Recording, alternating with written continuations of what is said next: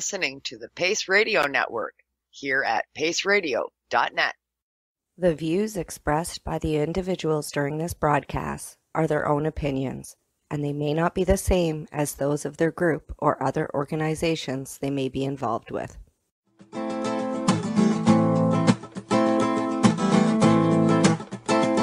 want to tell you all a little bit about a plant I know that can save the world. It grows long and tall and has flowers that can make your mind swirl.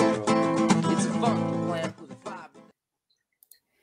Hello, everyone, and welcome to the Grassroots Advocate. It's June the 17th, 2021, and this month we're going to cover with issue 14 of the magazine. I'm Al Graham, and Tamara joins me as we are live here at Pace Radio Network's Facebook and YouTube pages, and we will be podcasted afterwards at paceradio.net.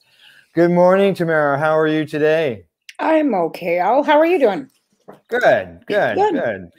It's a little different, right? We got the StreamYard going, so people can actually read along with us now, which I think is terrific. Exactly. This is our first time. This is a live test. We haven't tried this way yet, and we'll just see how things go. Right? Yeah.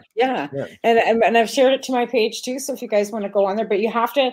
Like, for us to see the comments in the back of StreamYard, if you guys are going to comment, you have to give StreamYard permission for you to comment. And then while we're running, we can actually see comments on the StreamYard.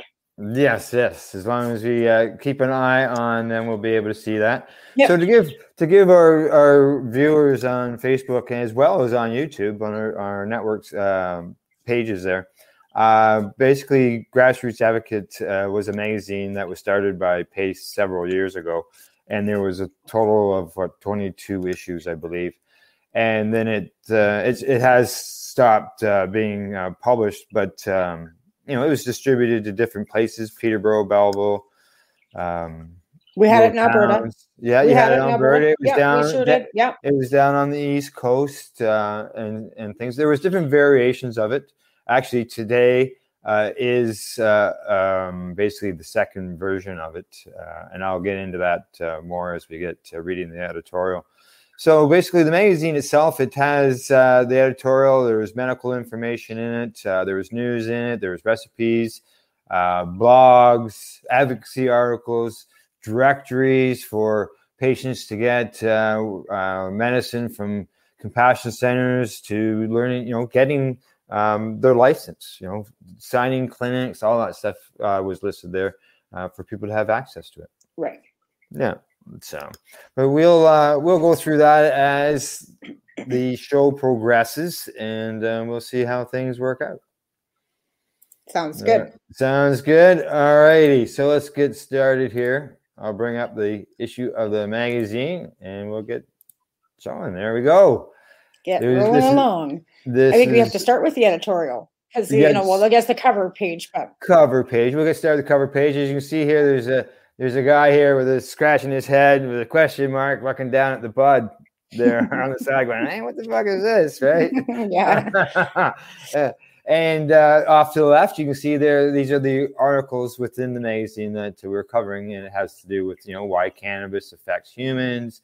Cannabis-infused coconut custard pie, recipes, and other things. And advocacy, the Global Marijuana March from 2018 was an advocacy article that was in there. So we'll be reading and reviewing that as we go along. You can see here there is also an index where it talks about the editorial, cannabis and you. There's recipes, keeping pace, which is the advocacy article, and then directory, which had the signing clinics, compassion centers, and regulations. A little bit of information, let people know what all is involved in PACE. Is the next one there at the bottom. And acknowledgements. The cover photo is in the public domain. Credits go to myself, Lisa Weingarten, Herb Coe, Gui Rubinski, and Mary Jane Baker all contributed stuff to this issue.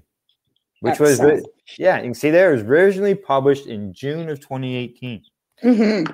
But it's June 2021 now, and things have changed quite substantially. Things have changed. And I sort of look at this as a flashback in time, especially when we were doing the news article end of things, because, we were able to discuss the news. Right. Well, with Reefer Report, still with you guys continuing with doing that, it keeps everybody kind of up to date on what we still have going on. So yes, exactly. Combined, the whole network is kind of a full meal deal, really, if you listen to the network. Yeah. One time there was audio, print. And now we got video as well. Those are video, right? So I know, right? Before we'd have to wait for snail mail to come with our little brown envelopes with our High Times and your your stuff would come in boxes, but we would get our High Times magazines and our in a brown envelope. Yes, exactly. Well, at one time, as we know, they were illegal here. Yeah, right. Yeah. So things have changed. Okay, so. To get to the editorial here, as it says, it shows there, it's titled "We're Back," and I'll read it off. It says, "Wow, we made it back. If you're not sure what I'm referring to, let me explain. After publishing this and something similar to Grassroots Advocate for over 2 years, I became ill and had to shut down. Our last issue was March of 2017, and after battling my Crohn's disease from home, I was hospitalized, but did avoid surgery this time. As you know, Tamara, I just had a MRI to see what's going on. Yeah. As the sole collector of the information and delivery guide for Grassroots Advocate, everything stopped, and it took me some time to heal. The fact that this publication is returning is surprising, but yes, it is a bit different. During the last several months, I've been asked numerous times by friends and business owners of Grassroots if Grassroots was ever going to return. So I guess you have to say it's back due to those who enjoyed it and felt it was something that was very important to help educate others. Some of the changes have made it to help reduce my workload involved in getting this out, but also wanted to make sure that the important articles stayed. Gone are the news articles, as well as the monthly blog, and I would find and share with our readers. While I found that these were important, changes had to be made. I figured something that can help educate people is better than nothing at all. And on top of that, I can no longer do this monthly, so Grassroots Advocate will become a quarterly publication. So Tamara, at one time, this was going out, once a month. Yeah, absolutely. And I know how hard you guys worked on it. And I know lots of people really, really enjoyed getting it. Because like I said, we did. Keith and Debbie would send them to me from Calgary 420 and I'd distribute them in Lethbridge. And then once I moved to here, I can't remember if I got some here or not. I think I did. I think Debbie Stoltz-Giffen actually sent me some out from Nova Scotia. Yeah, because we were sending her pile down to the East Coast. Yeah. So I believe that. Yeah, Deb sent me out a bunch here. And then I think the first Kootenai Cannabis Cup, we had a couple left. And I think I raffled a couple of them off. Oh, yeah. Because we had Justice League, because Julie had sent me all the Justice Leagues to go for the skunk magazines to go in the bags, right bags, right? Yeah. So I think we added a few, but yeah, it's I'm sure lots of people miss it. But again, we've got this now, so. Yeah, exactly. So because of these changes, Grassroots Advocate is going to be a bit thinner, the magazine, and me personally, and I still am. As we've lost a few pages and me a few pounds, I'm still finding a medical order for Cannabis and You. That's our Cannabis and You section, and we'll continue to let people in on some recipes. There will also be advocacy articles, and of course, I'll have my own opinion on something within my editorial.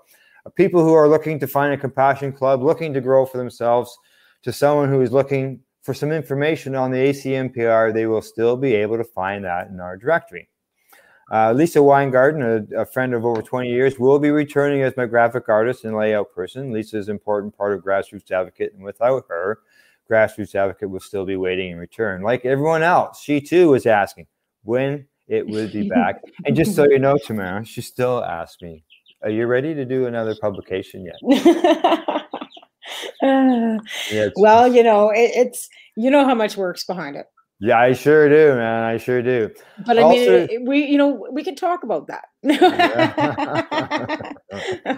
Yeah, that's right. We can. It can be coming back, and I could see more changes. Yeah. But yeah. Also, we'll be returning our two of our big sponsors, BMA Hydroponics from Belleville and Legacy 420, are located in Taganaga. They have been big supporters of PACE, and things haven't changed. BMA has been supporting PACE since the start in 2010, and Legacy 420 has been instrumental in getting hundreds of Grassroots Advocate copies into businesses in our area. And actually, they've been with us since 2015. Yeah. It's also because of these two businesses that our paper issues will be available, or were available, as they will be sponsoring this publication, and they will be on our back page. And that's what happened. I had to reduce the number of sponsors to reduce the running around and reduce some of the stress on me. So. Oh yeah, like I said, I understand how much work it is trying to get sponsors. Even like I said, even for our radio shows. Yeah. It's not easy. Even trying to get guests now is difficult because everybody's not doing things. It's hard to talk to people that are not in the legal industry. Yeah, that's what. What I'm finding is because there's not events going on, and we're not getting together and stuff like that, and because those things aren't happening, people can't report on them, can't talk about them, so on and so forth. Yeah, and like I said, if you're working in the legal industry, I don't know if they're allowed to.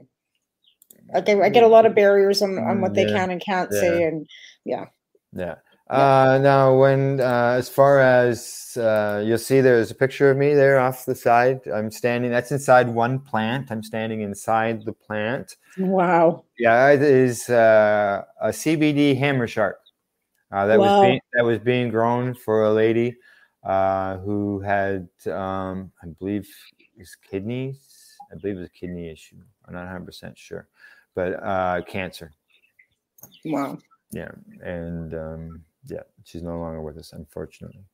So, all righty. So that was the editorial. So you see, over time, things have changed. Anybody who's listened to any of our past shows, there was a pile of stuff in there, and there still is stuff, but we've had to reduce things, and things change. Things change, right? It says issue 13 on the bottom of these pages. Does it? Oh, that was probably because we didn't catch that to change it. No, I was just thinking 13 is my favorite number. And then everything was 13s the other day. And I'm looking at this going, oh, this is issue 13. Well, this is kind of cool. Yeah. This drops as 14. I don't care either way, but I just thought that was kind of cool. Yes, there was that mistake with me.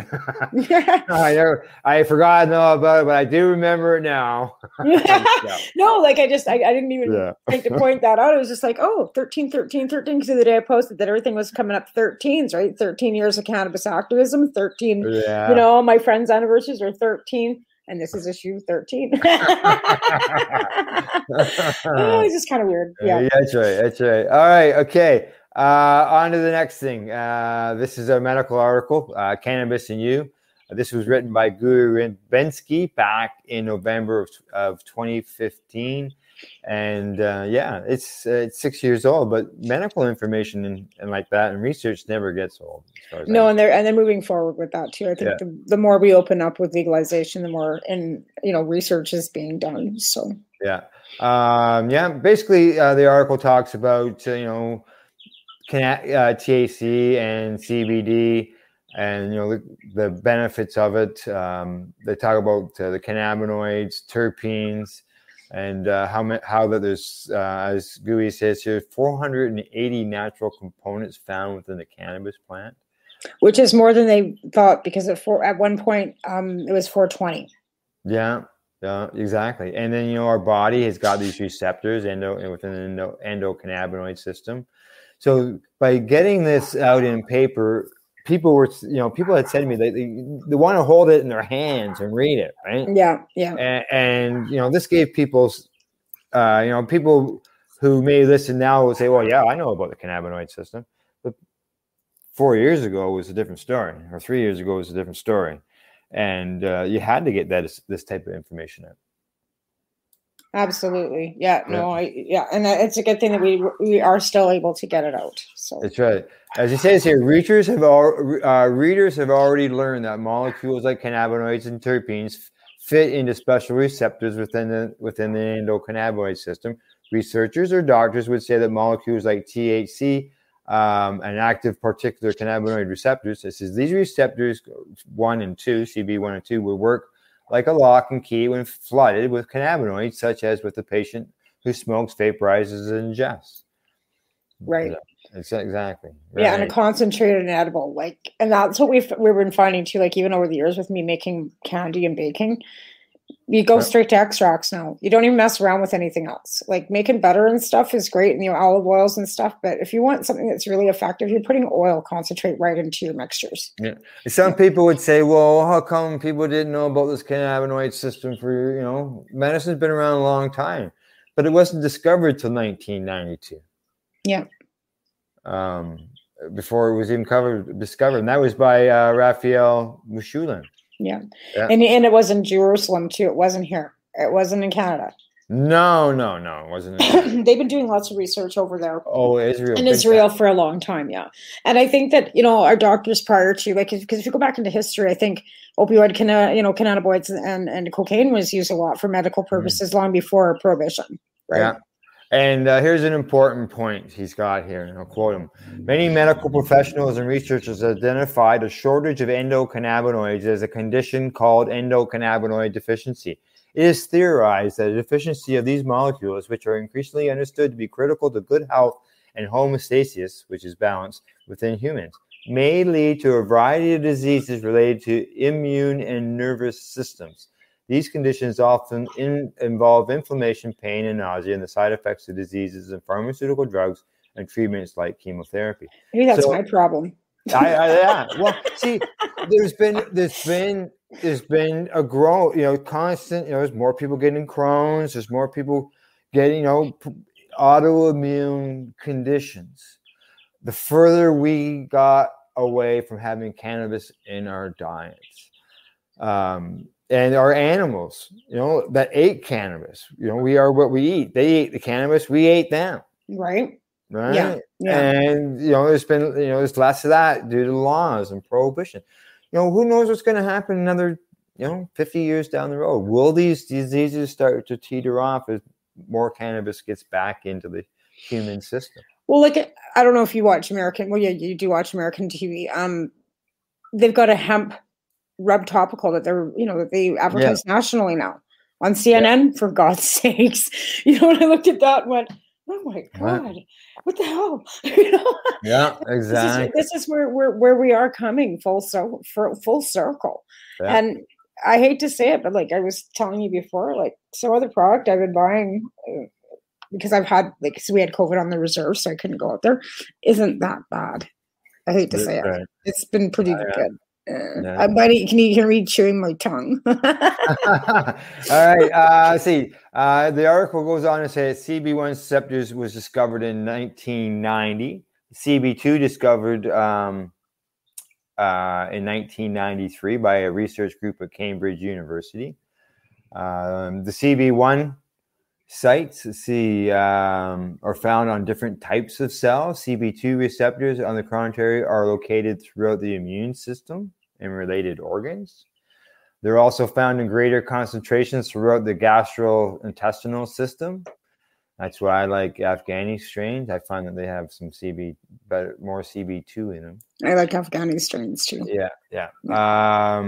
Throughout the gastrointestinal system, where they modulate intestinal inflammatory response. This is why sufferers of Crohn's disease and IBS gain such great relief from cannabis medicines. I agree. Yeah, cannabis has been shown to have such great efficacy for this condition that in nearly half of the cases, the kind herb puts the disease into full remission.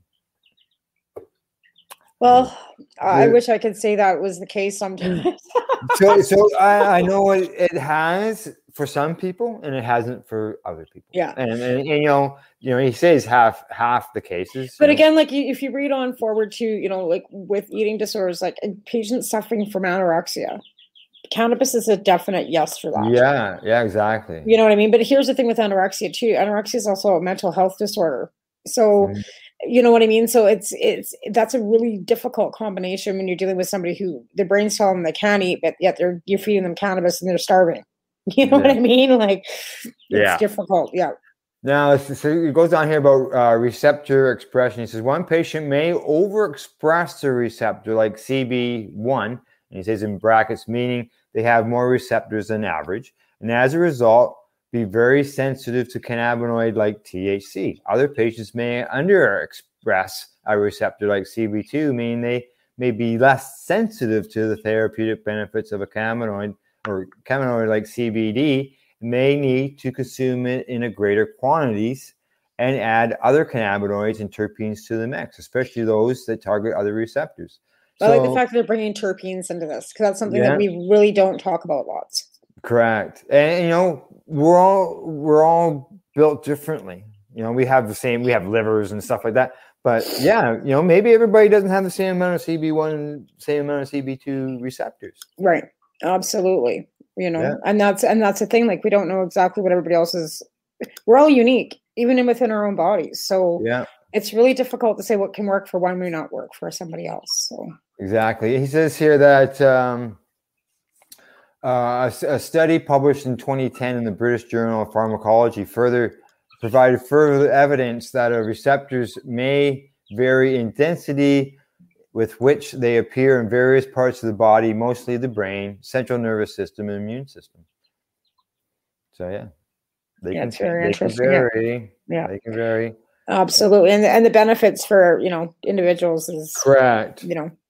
Exactly, and that's what he asks here. How does the knowledge of the binding affinity of particular cannabinoids to certain types of receptors within the endocannabinoid system aid consumers?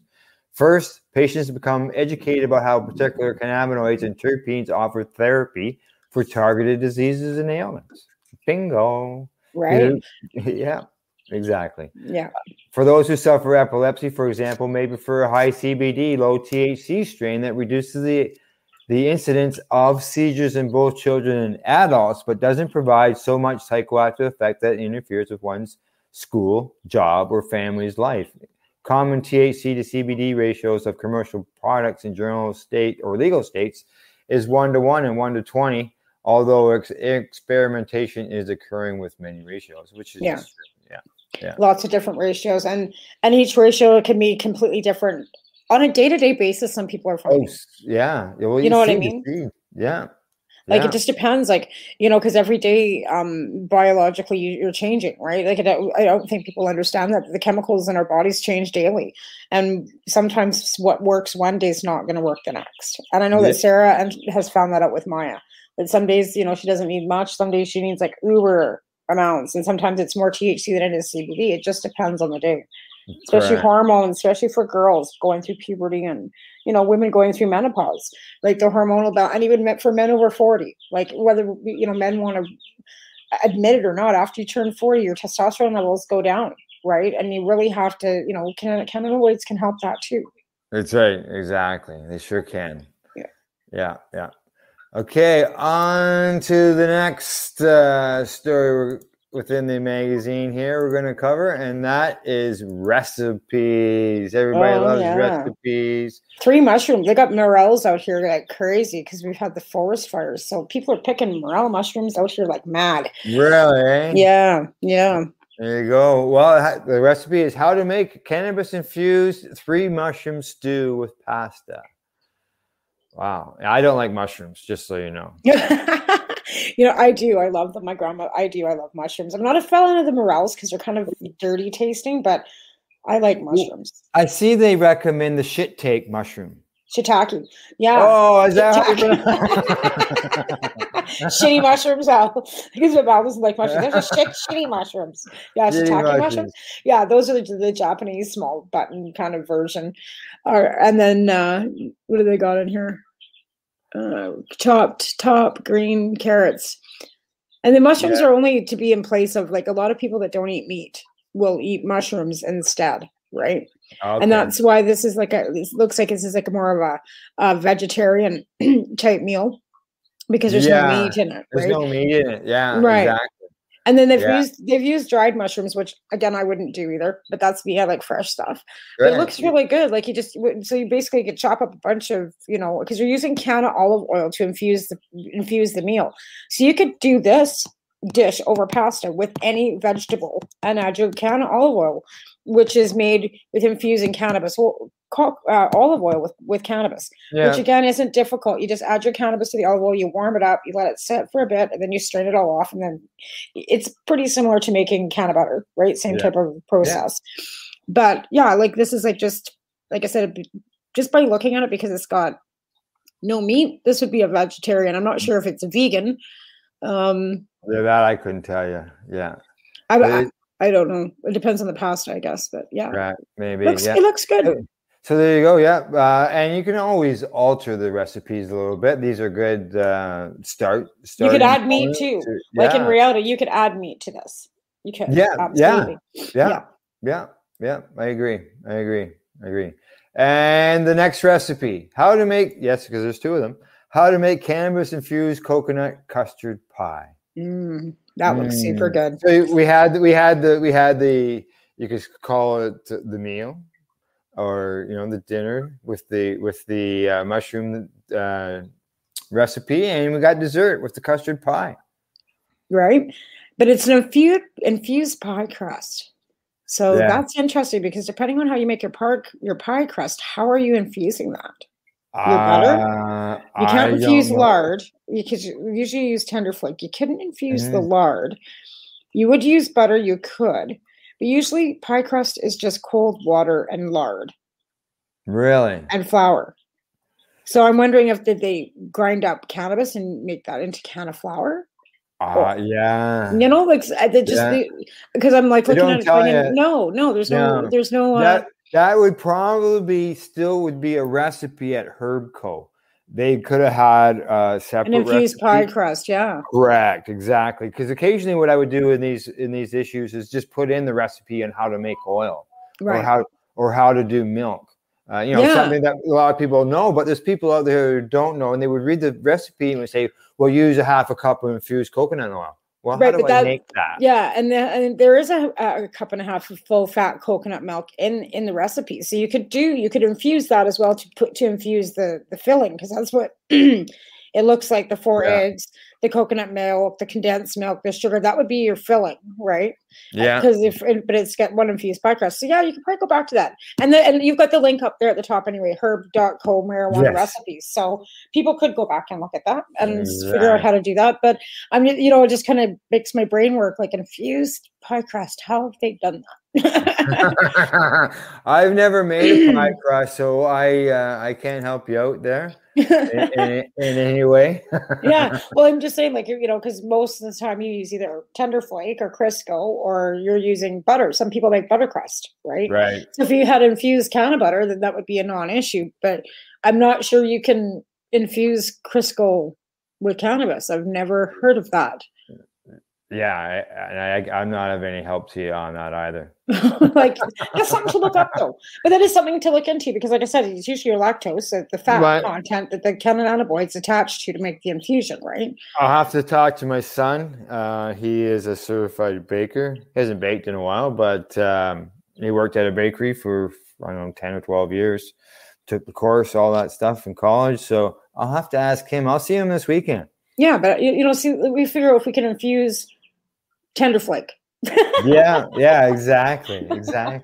All right, on to I believe the last article within the magazine, and that is the Keeping Pace article, which is the advocacy article, and this was written by me, and the pictures were supplied to me by Mary Jane Baker. Cool. This is kind of heartbreaking, because this is the second year that we weren't able to participate in the Global Marijuana March, which is the first Saturday of every May. That's right. Every year.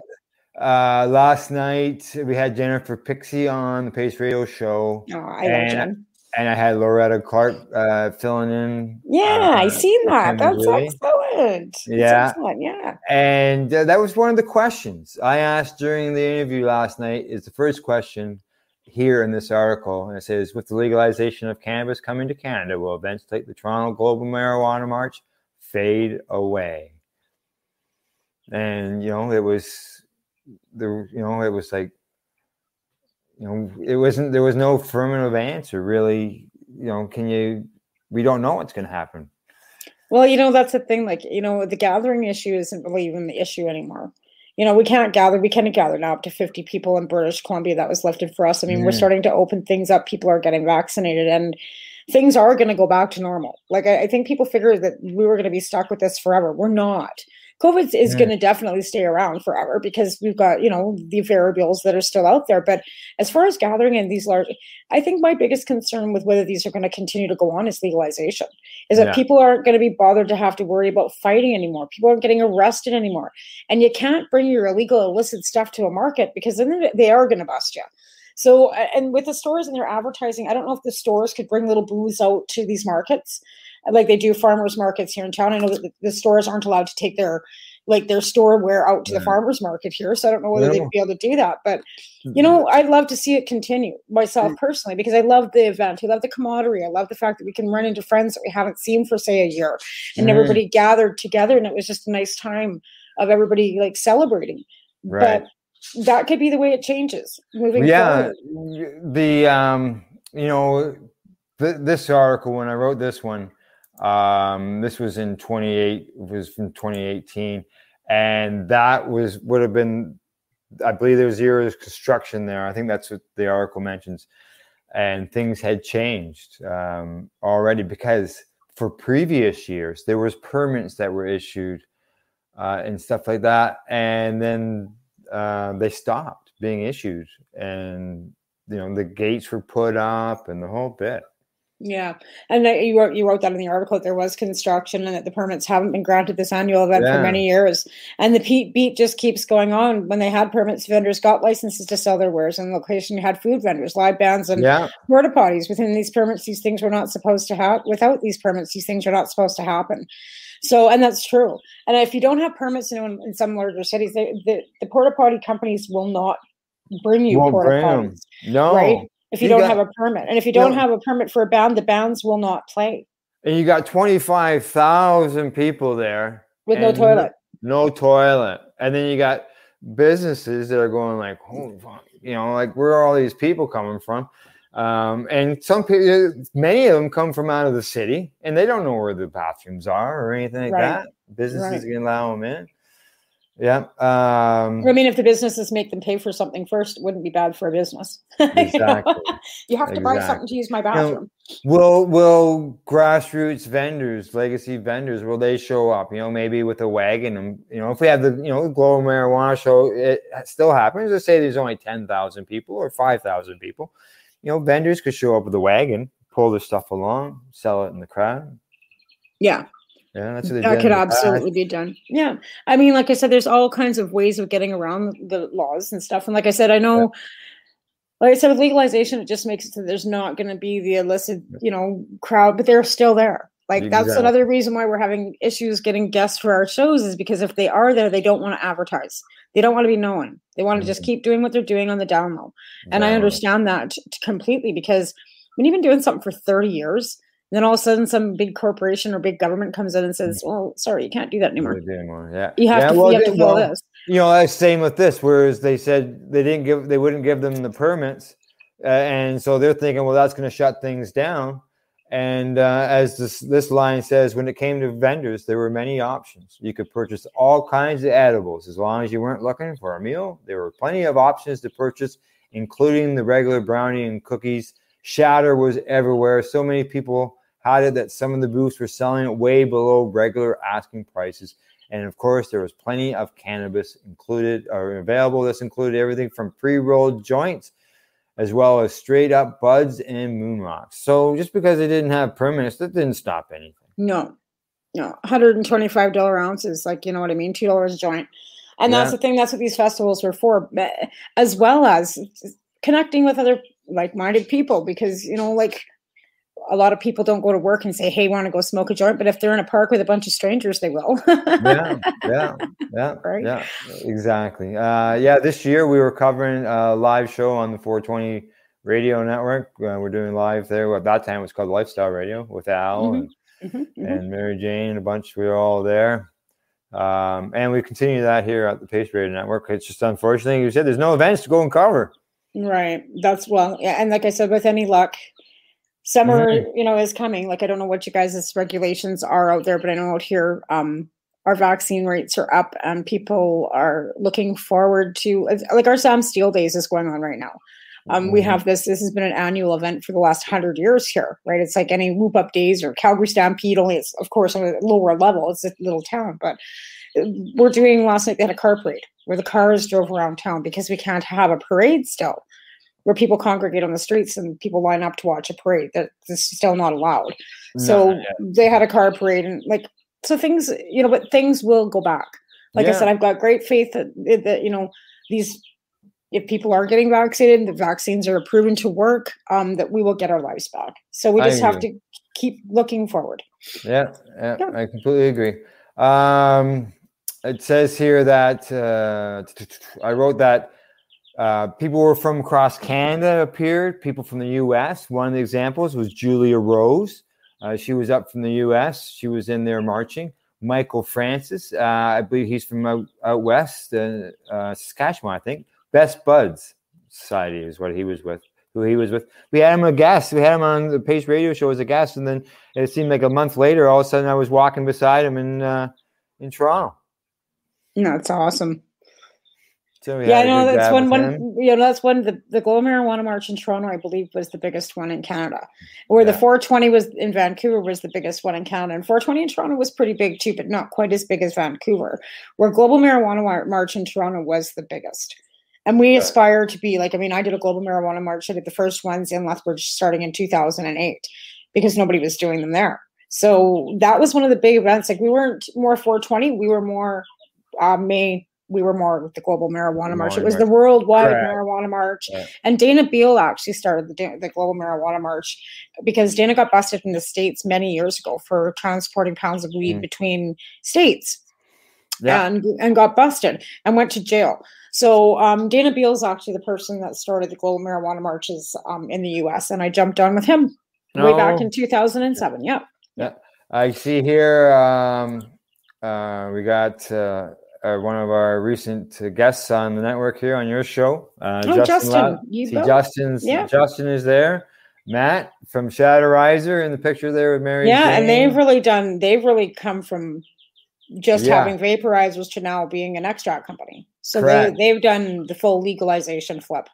Yeah, exactly. Yeah. At this time, I got to talk to John Fowler during this march. He was at one time the owner of Supreme Cannabis. He's no longer. I think he's got another LP. Oh, he does. Oh, yeah, he does. Yeah. So it was good to see. Good to go there. And there at the end, shout out goes to Grandma Peaches because she was once again going to hang around afterwards and participate with the cleanup crew. Grandma Peaches was there every year doing cleanup. Wow. Bags and going out there and picking up all the garbage from that was left around, and it was good to see. Yeah. Well, that's the thing. Like, leave it better than you found it. Yeah, and then nobody has a complaint that you were there. Yeah, exactly. And I was talking with Grandma Peaches yesterday. Actually, I was talking to her. Nice. She gave me a buzz, and we had a gab about things and reminisced. So like I said, it's really unfortunate that we've had to stop doing this, but like I said, I have great faith that next year is a whole new year and a whole new ball game, and let's just look forward to what we can do in the future. Exactly. All right, now next up in the magazine on the next page, this is what I was talking about at the very beginning. There's the directory. We used to have the signing clinics. You can see the signing clinics are in there. Compassion centers across the country where people could go, the MMPR or ACMPR, information, doctor forms, all that, so people could go get it. And instead of I made sure that we had the links in there so people could, if maybe they had their phone in them, they could just type in the link, right? Right, exactly. And like the doctor form is available, so if it's just nice and quick, one stop shop kind of thing. Exactly. And then the last page, the back page, was from our sponsors, which was BMA Hydroponics. You can see there we got them. They're connected with, they had Mom and the Haley Rose Foundation. That's our foundation. That's what we were doing. And I still, like I said, And we still are. Like, I know Deb and Ross work really hard to try and license medical patients and help them. And I'm really pleased and happy that they've been so successful out there, that they were able to open a second store. And because I think, like I said to Ross, I had him on my show a couple of weeks ago too. And I said to him then, like, you guys struggled for a lot of years during illegal because people were too scared to come in and say, hey, I want to grow pot, because, you know, like, they just were scared. Now it's 4 plants are legal, and that I'm really pleased to see that they've been able to hang in there and stay, right? But they're really sweet people too. Like, Ross and Deb are amazing people. Yeah, I was just there the other day. Yeah. I wish I could drop in on them. That's why, like I said, I feel like I'm just out here floundering by myself out here. As well as Legacy 420, they were a big push behind the magazine, so make sure that we include them in this as well. So there we go. That is the issue. Grassroots Advocate 14. And for those who are watching, thanks for watching. We really appreciate it. But going forward with different things, we'll find out how we'll change things up. You betcha. And it did only take us a half an hour, like you predicted. So that's the shorter version. So we'll have to either add content or just cut the show back. I see there's a 41-minute timer on there, so we'll be under an hour. So today was a live test. And I wasn't as long-winded, so there we go. We didn't take up as much time. So we weren't sure how things were going to work out, but everything from what I've seen worked out fine. And so, alrighty, let's see. As far as closing out, just a reminder to let everybody know that we will be back next month with issue 15 of Grassroots Advocate. The day, it's when it happens right now. Yeah, and you can find PACE on Twitter at PACE Radio. We're also on Instagram, and you can find us on the web at paceradio.net or PACE-online.ca. Thank yous go to our sponsors, Legacy420.com, BMAHydroponics.com, DrBuckCTS.com, which is Dr. Buck Cannabis Trimming Solutions, and the Camelford Lifestyle Shop. Plus, thank you to our listeners for tuning in the program, and to Tamara, and have a great day. Bye. Bye-bye. I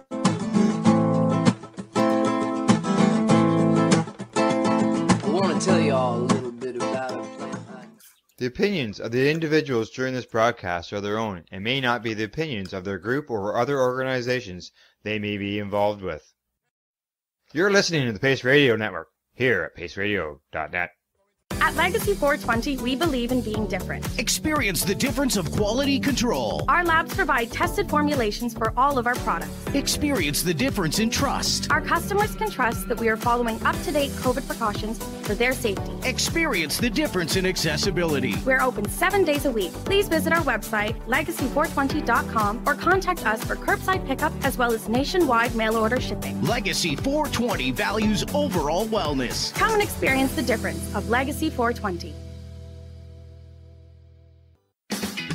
Enjoy the buzz of legalization with Campbellford Lifestyle Shop. From lights to plant nutrients, books, consumption accessories, and more. We've got all your basics to grow or consume cannabis. Visit our info center or take a look at our piercing services and body jewelry, now available in-store through Campbellford Lifestyle Shop, 17 Bridge Street West, Campbellford.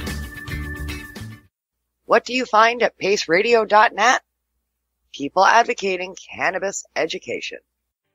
The People Advocating Cannabis Education Radio Network provides its listeners with news, information, and a place to be heard. This is done with a twice-weekly broadcast of the Reefer Reporters and by providing cannabis advocates a place to be heard through Cannabis and Coffee to Marijuana and the award-winning PACE Radio Show. Catch it all here at paceradio.net. A doctor's job is to relieve your pains. And when it comes to growing cannabis, the biggest pain is trimming. Let Dr. Buck Cannabis Trimming Solutions take the pain away. Whether you're a home grower or a commercial operation, we have the cure. From 4 plants to 400 plants, garden size doesn't matter. Dr. Buck Cannabis Trimming Solutions comes to you with years of experience and professional discreet service. It's simple. We trim your weed and we do a damn good job. Visit drbuckcts.com to book your trimming. What is the People Advocating Cannabis Education Radio Network? It's a network of people advocating cannabis education. CTCP operates a medicinal cannabis signing clinic. If you want to grow your own medicinal cannabis and are located anywhere in Canada, then I'd like to suggest that you give them a call. They can be reached at 1-613-967-9888. That's 1-613-967-9888, and grow on with CTCP. Who has huge buds? You do. If you shop at BMA Hydroponics, attend one of BMA's educational seminars and learn the secrets of growing, harvesting, processing, and consuming quality cannabis and cannabis products. Learn how to make better extracts, edibles, and medicinal creams at prices you can afford. Visit BMA Hydroponics at 404 Maitland Drive, Belleville, or call 613-967-9888. The only way to go. We are people advocating cannabis education here at PACERadio.net. The opinions of the individuals during this